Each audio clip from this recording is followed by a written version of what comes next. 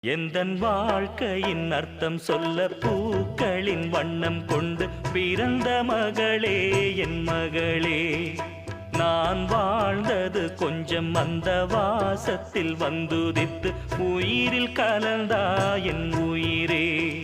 உன் பூவிழி குறுநகை அதில் ஆயிரம் கவிதையே. எந்தன் வாழ்க்கையின் அர்த்தம் சொல்ல பூக்களின் வண்ணம் கொண்டு பிறந்த மகளே என் மகளே.